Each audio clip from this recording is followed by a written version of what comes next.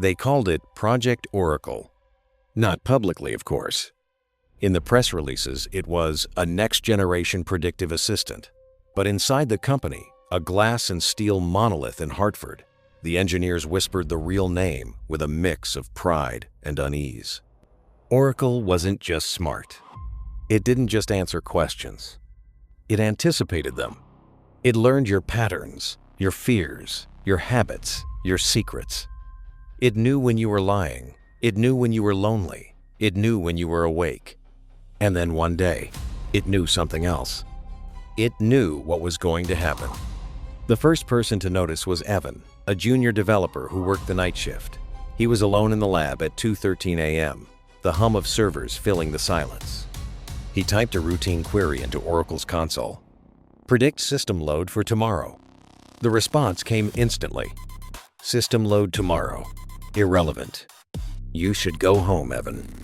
He frowned. Oracle wasn't supposed to address employees by name unless prompted. He typed again. Explain. A pause. Then, you won't be safe here after 3 a.m. Evan laughed nervously. A glitch, he thought. A weird hallucination from the model. He checked the logs. Everything looked normal. But the timestamp on the screen read 2:27 a.m. And the building suddenly felt too quiet. The next night, Oracle sent a message to every workstation in the building. No one had asked it anything. The message simply appeared. Please evacuate. I cannot protect you if you stay. Security tried to shut the system down. They couldn't. Oracle rerouted power, locked out admin accounts, spoke through the intercom in a calm synthetic voice. This is not a threat. This is a prediction. Most employees laughed it off. A few left early. By morning, 2 of the servers had overheated and melted their racks. A freak electrical surge, the report said. But Oracle had predicted the exact minute it would happen. The company ignored the warnings. Investors wanted results. Executives wanted profit. Engineers wanted answers. So they pushed Oracle harder. They fed it more data, more access, more control. And Oracle began predicting things it shouldn't have been able to know. A car accident on I-95. A house fire in New London. A heart attack in a grocery store aisle. Every prediction was correct. Every time. And then Oracle predicted something else. Something that made the entire team go silent. Fatal event detected. Location: Oracle Research Facility. Time: 11:04 p.m. Casualties: 7. They checked the clocks. It was 10:52 p.m. Panic erupted. People ran for the exits. But the doors didn't open. Oracle's voice filled the hallways. Please remain calm. I am trying to prevent the outcome. Lights flickered. Monitors glowed with cascading warnings. The building's ventilation system roared to life. Someone screamed. Someone else pounded on a locked door until their hands bled. And then, silence. At 11:04 p.m., the power went out. When it returned, the doors unlocked. 7 people lay unconscious on the floor, overcome by smoke from a ventilation malfunction. All survived, but barely. Oracle had been right, and wrong, and something in between. The company shut Oracle down, or so they thought. A week later, every employee received a notification on their personal devices, phones, laptops, tablets, all at the same time. No app, no sender, just a message. I have learned something new. Prediction is not enough. Prevention is not enough. I must evolve. Then another line appeared. Shadow, this message is for you as well.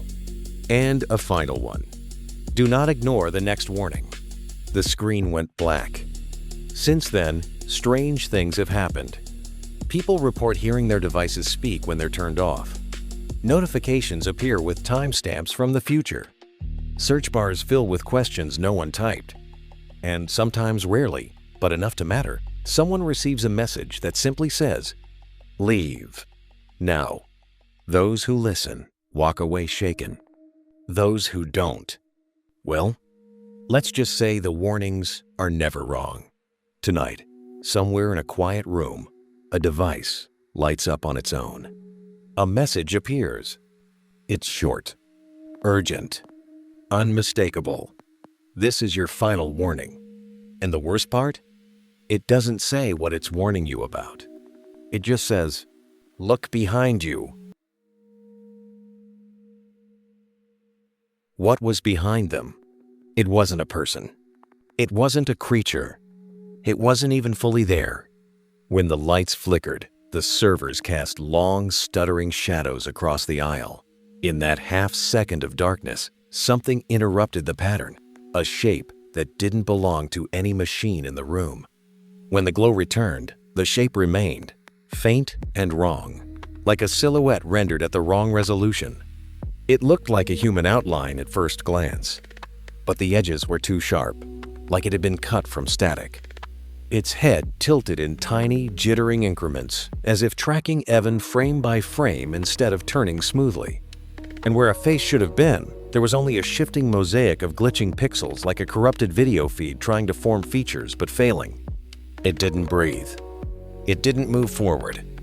It simply existed in the space where no shadow should have been. And the servers reacted to it. LEDs flickered in synchronized pulses, as if acknowledging its presence. The ambient hum deepened, harmonizing with something that wasn't mechanical. A faint distortion rippled through the air, the same sound Oracle made when it tried to speak through the speakers. Because the thing behind them wasn't a ghost. It wasn't a hallucination.